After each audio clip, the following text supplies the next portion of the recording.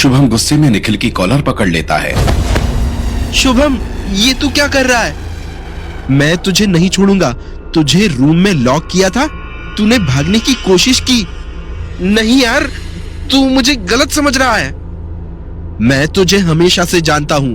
तब भी जब देव और अंजलि को तुझ पर भरोसा था, तूने जानबूझकर देव को हम सबसे दूर किया था ना।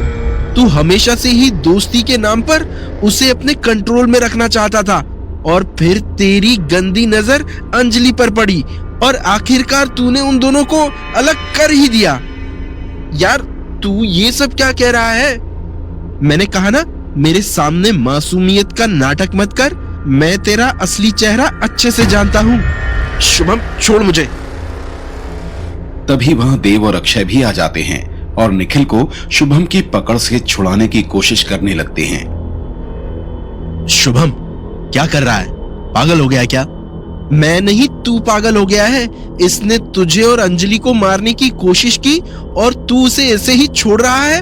तुझे अपनी फिक्र तो नहीं है, लेकिन इसे छोड़कर तू अंजलि की जान खतरे में कैसे डाल सकता है? मुझसे अब किसी को कोई खतरा नहीं है। तुझे क्या लगता है मैं तुझ पर भरोसा करने की गलती करूंगा? मैं देव नहीं हूं जिसे दोस्ती के नाम पर तू आसानी से बेवकूफ बना सकता है। शुभम, हम बैठकर बात कर सकते हैं। अभी निखिल को छोड़ दे। नहीं, तू चाहे जो भी कर ले, मैं इसे पुलिस के हवाले करके ही रहूंगा। शुभम, निखिल हमारा दोस्त है, हमें इसे एक और मौका देना चाहिए। तू पागल हो गया क्या, जो अब भी इस पर भरोसा करना चाहता है?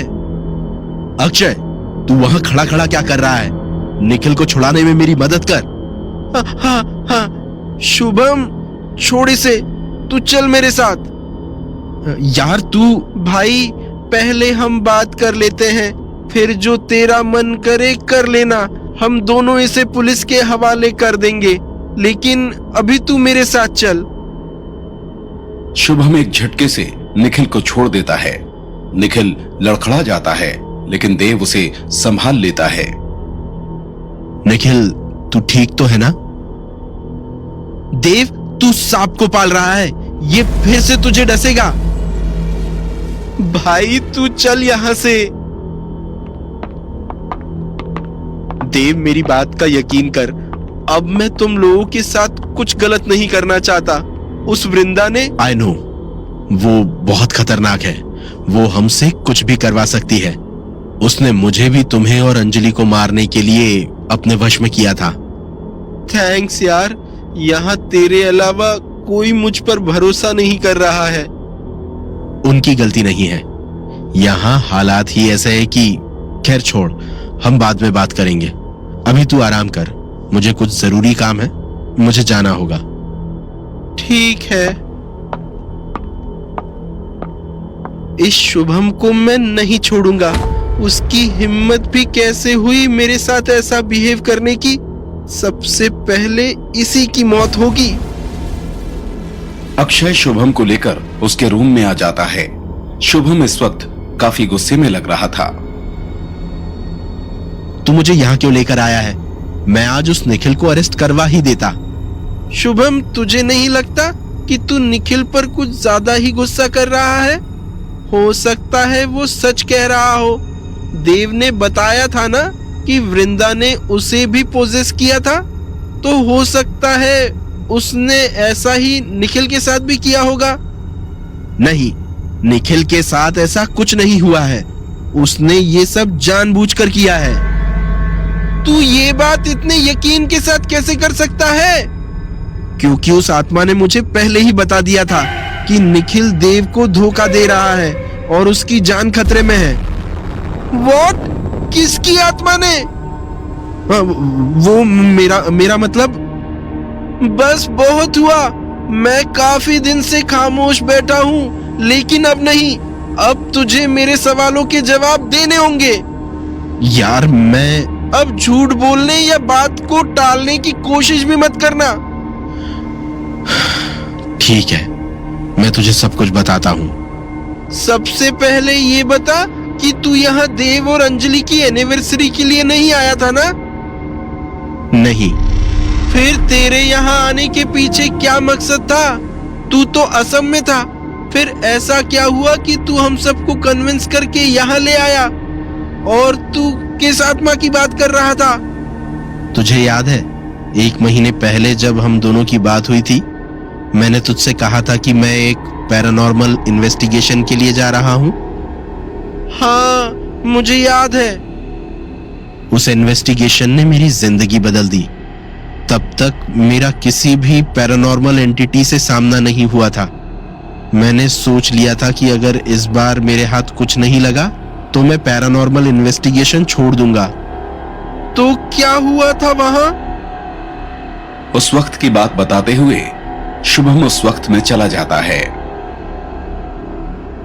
1 महीने पहले शुभम 2 लोगों के साथ असम के जंगल के बीच से होकर जा रहा था। उसके साथ एक पैरानॉर्मल एक्सपर्ट मिस्टर साहनी और एक गाइड रवि था। रात का वक्त था और वहां ठंड बढ़ती जा रही थी। शुभम, क्या सच में इस केस के बाद तुम पैरानॉर्मल इन्वेस्टिगेशन छोड़ दोगे? हाँ। मुझे लगता है कि तुम बहुत जल्दी गिव अप कर रहे हो। सर, तो मैं क्या करूं? आपकी वजह से मैंने ये फील्ड चुनी है और आज तक मेरा किसी भी पैरानॉर्मल एंटिटी से सामना नहीं हुआ है। मुझे तो पता भी नहीं है कि ये आत्माएं होती भी है या नहीं। तुम्हारे इसी डाउट की वजह से अब तक तुम्हारा किसी आत्मा से सामना नहीं हुआ है। तुम उन्हें देखना ही नहीं चाहते हो। ये आप क्या कह रहे हैं? मैं उन्हें देखना चाहता हूँ और इसी वजह से कई महीनों से आपके साथ यहाँ घूम रहा हूँ। ठीक है, अगर ऐसी बात है तो आज तुम्हारी ये विश भी पूरी हो जाएगी। क्या मतलब? हम एक ऐसी लड़की के पास जा रहे हैं जो पिछले 1 महीने से पोसेस्ड है। सर, हम 2 बार ऐसे केस देख चुके हैं। दोनों बार जिन्हें हम विक्टिम समझ रहे थे उन्हें मेंटल इश्यूज थे। शायद इस लड़की के साथ भी ऐसा ही कुछ होगा। देखते हैं। क्या हम पहुंच गए? आज तुम कुछ अलग एक्सपीरियंस करोगे। Will see. Shubham mister Sahni और रवि के साथ उस घर के अंदर आता है। लिविंग एरिया में उस लड़की के पेरेंट्स परेशान खड़े थे। मिस्टर साहनी, यहाँ आने के लिए आपका शुक्रिया। मैंने आपके बारे में बहुत सुना है। प्लीज मेरी बेटी को बचा लीजिए। Don't worry, I will try my best. बताइए उसके साथ क्या हुआ है। कुछ दिनों पहले हम फैमिली ट्रिप के लिए दार्जिलिंग गए थे। एक रात निशा होटल से गायब हो गई। हमने उसे आसपास बहुत ढूंढा लेकिन वो कहीं नहीं मिली। हमने पुलिस में कंप्लेंट की। निशा पुलिस को दार्जिलिंग की पहाड़ी पर मिली और फिर हम उसे लेकर वापस आ गए। लेकिन जब से हम वापस आए हैं निशा कुछ अजीब सी हरकतें कर रही है। धीरे धीरे उसका बर्ताव वाइल्ड होता जा रहा है और परसों उसने मुझे और अपनी मम्मी को मारने की कोशिश की। क्या निशा हमेशा से ऐसी है? मेरा मतलब, क्या वो पहले भी एग्रेसिव हुई है? नहीं, मेरी बेटी काफी शांत है और हमसे बहुत प्यार करती है। और बात सिर्फ एग्रेशन की नहीं है, उसके आसपास कुछ अजीब सी चीजें होती है। कैसी चीजें? वो आप खुद ही देख लीजिए। मुझे तो कुछ समझ नहीं आ रहा है, लेकिन शायद आप समझ जाएं। शुभम और मिस्टर साहनी उस कमरे के पास पहुंचते हैं जहां उस लड़की निशा को बंद रखा गया था। जरा संभल कर। Don't worry. मिस्टर साहनी और शुभम उस कमरे के अंदर जाते हैं। कमरा पूरा बिखरा हुआ था और वहां किसी के गुस्से में गुर्राने की आवाज आ रही थी। मिस्टर साहनी और शुभम उस तरफ देखते हैं जहां से वो आवाज आ रही थी। रूम के कोने में एक लड़की बैठी थी जिसके बाल बिखरे हुए थे और वो गुस्से में उन दोनों को देख रही थी। क्या ये वही है? तुम्हें क्या लगता है? एक और मेंटल केस। इस पर किसी आत्मा का साया नहीं है। इसे हॉस्पिटल भेजने के लिए बोल दीजिए। तुम कुछ ज्यादा ही जल्दबाजी कर रहे हो। सर, साफ दिख रहा है कि इसकी मेंटल कंडीशन खराब है। हमें यहाँ टाइम वेस्ट नहीं करना चाहिए। तूने सच कहा। तुझे यहाँ नहीं होना चाहिए था, खासकर तब जब तेरे अजीज दोस्त देव की जान खतरे में है। वो आत्माओं से मार डालेगी। व्हाट?